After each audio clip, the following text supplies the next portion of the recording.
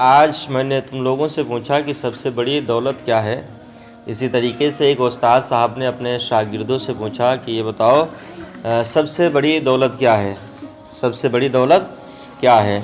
شاگردوں نے کہا کہ حضرت آپ ہی بتا دیجئے کہ سب سے بڑی دولت کیا ہے، ہمارے حساب سے تو روپیہ پیسہ سونا چاندی جگہ زمین یہی دولت ہے۔ تو استاد صاحب نے کہا، اپنے بچوں کو سمجھایا جس طریقے سے ہم روزانہ آپ لوگوں کو بتاتے ہیں سمجھاتے ہیں کہ سب سے بڑی دولت کیا ہے، وہ ہے علم دین، علم کو حاصل کرنا۔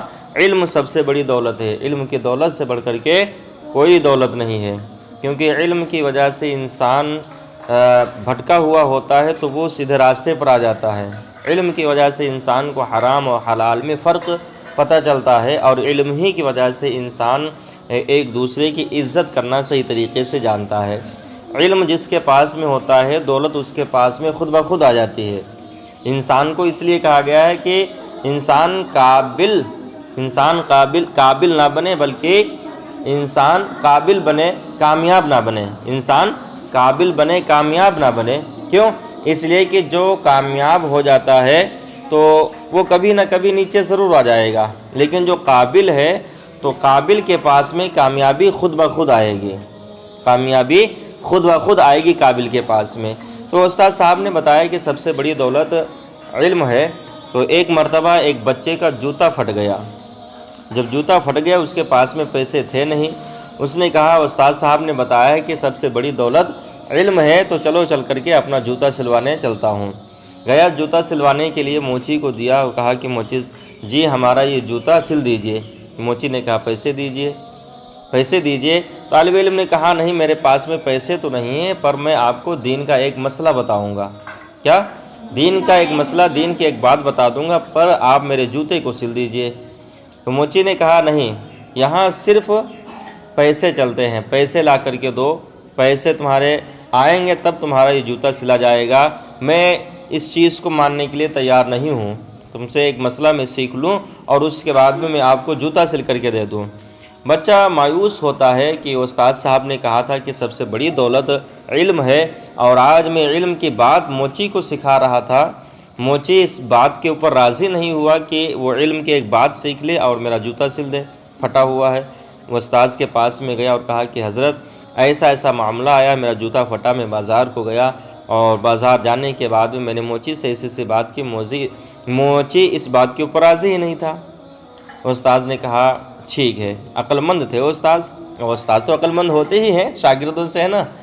استاد صاحب عقل مند تھے، ایک موتی نکالا۔ کیا؟ ایک موتی نکالا اور اسی اپنے شاگرد کو دیا اور کہا جاؤ جا کر کے اس کو سبزی منڈی میں لے جاؤ اور وہاں اس کا بھاؤ کرو جا کر کے کہ اس کی کیا قیمت ہے، قیمت لوگوں سے لگواؤ کہ اس کی قیمت کیا ہے اس موتی کی۔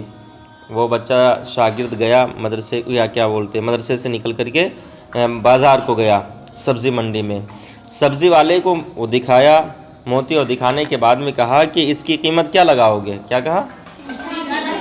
ایک موتی کی قیمت کیا لگاؤ گے؟ سبزی والے نے کہا اس کی قیمت 2-4 لیمو ہے، آپ 2-4 لیمو لے لیجئے، یہ موتی مجھے دے دیجئے تاکہ اس سے میرے بچے کھیلیں گے، اس موتی سے میرے بچے کھیلیں گے۔ استاد صاحب نے کہا تھا کہ دینا مت موتی، صرف بھاؤ لگا کر کے موتی کو لے کر کے چلے آنا۔ وہ بچہ موتی کو لے کر کے آیا اور کہا کہ حضرت بازار کو گیا سبزی والے کے پاس میں، اور اس کی قیمت جا کر کے میں نے معلوم کی کہ اس موتی کی قیمت کیا ہے، تو اس نے 2-4 لیمو بتایا۔ استاد صاحب نے کہا ٹھیک ہے، اب اسی موتی کو لے جا کر کے ایک سونار کے پاس میں جاؤ، ایک سونار کے پاس میں جاؤ اور اس سے معلوم کرو جا کر کے کہ اس موتی کی قیمت کیا ہے۔ وہ طالب علم گیا سونار کی دکان کے اوپر اور موتی نکال کر کے اپنے پاکٹ سے سونار کو دیا۔ سونار نے جیسے ہی لیا کہا بیٹا یہ تمہارے پاس میں کہاں سے آیا؟ شاگرد نے کہا، اس بچے نے کہا یہ آیا کہاں سے یہ مت پوچھو، بتاؤ اس کی قیمت کیا ہے؟ کیا؟ اس کی قیمت کیا ہے؟ تو سونار کھڑا ہو گیا اور بولا کہ میری دکان میں جتنا بھی سونا چاندی رکھا ہوا، جتنا سامان ہے سارا سامان لے جاؤ، پھر بھی اس موتی کی قیمت ادا نہیں ہوگی۔ یعنی اتنا سونا چاندی ہے، روپیہ پیسہ ہے، پوری دکان لے جاؤ پھر بھی ایک موتی کی قیمت ادا نہیں ہوگی۔ اور سبزی والے نے کیا قیمت لگائی تھی؟ 2-4 لیمبو۔ اور سونار کیا قیمت لگا رہا ہے کہ جتنا سامان ہے سب لے جاؤ۔ استاذ نے کہا تھا کہ نہیں، سونار کو بھی مت دینا، لے آنا۔ موتی لے جا کر کے پھر وہ استاذ کے پاس میں پہنچا۔ استاذ صاحب نے کہا بتاؤ کیا ہوا؟ تو شاگرد نے کہا کہ حضرت آج جب ہم سونار کے پاس میں گئے تو سونار نے کہا کہ ہماری پوری دکان کی قیمت بھی نہیں ہے جتنے کی یہ ایک موتی ہے، اتنی قیمت بھی ہماری دکان کی بھی نہیں ہے۔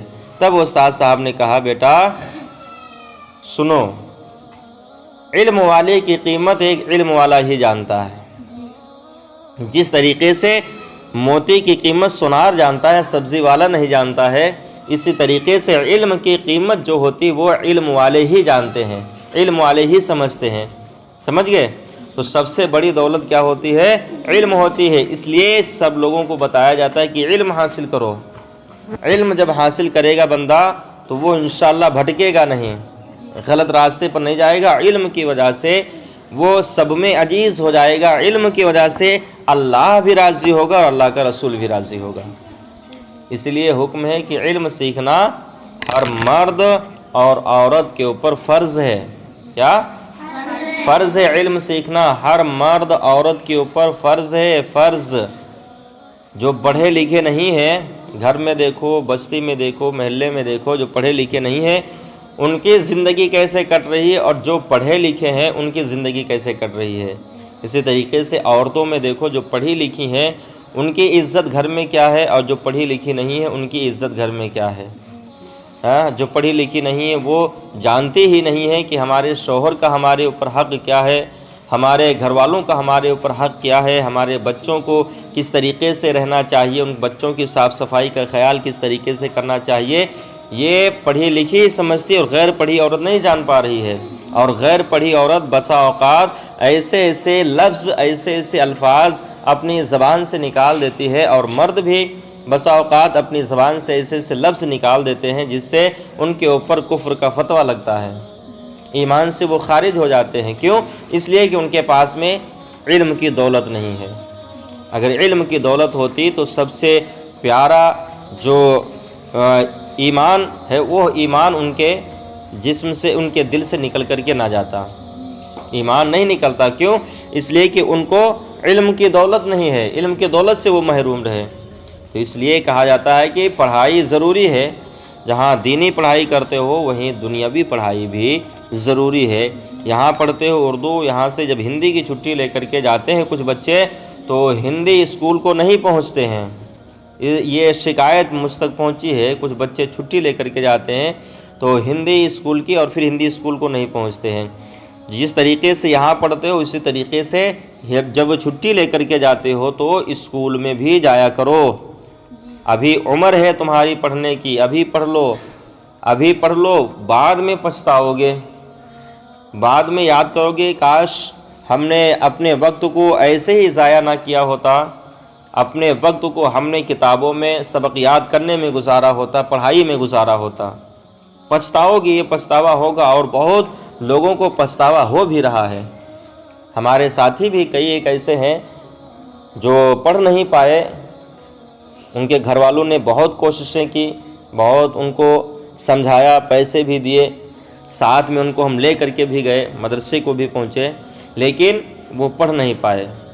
جب پڑھ نہیں پائے تو آج ان کو پچھتاوا ہو رہا ہے، آج دیکھ کر کے کہتے ہیں ہاں تم ٹھیک ہو، ہم اس وقت غلط تھے، اگر ہم بھی پڑھے ہوتے تو آج ہمارا یہ عالم نہ ہوتا، ہمارا یہ حال نہ ہوتا۔ تو علم کی دولت بہت بڑی دولت ہے، جیسا تم لوگوں کو بتایا گیا۔ علم حاصل کرتے رہو، گھر پر جاؤ تو جو اردو پڑھنا جانتے ہیں، تم لوگ جانتی ہو، تو اردو کی کتاب اپنے گھر پہ پڑھا کرو۔ 24 گھنٹے ہیں، 24 گھنٹے میں 3 گھنٹے یہاں مدرسے میں پڑھائی ہوتی ہے، اور اس کے بعد میں 21 گھنٹے بچتے ہیں۔ 21 گھنٹوں میں سے 1 گھنٹہ آپ اپنی کتاب گھر پر پڑھنے کے لیے نکال لیں، ٹھیک ہے؟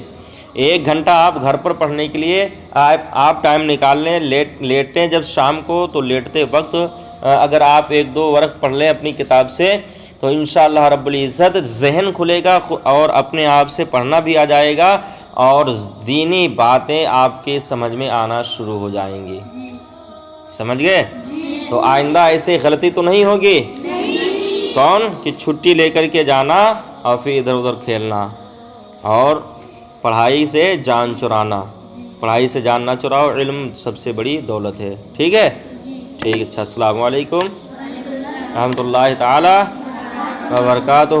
کس کے بولا کرو. ہاں بولو. اچھا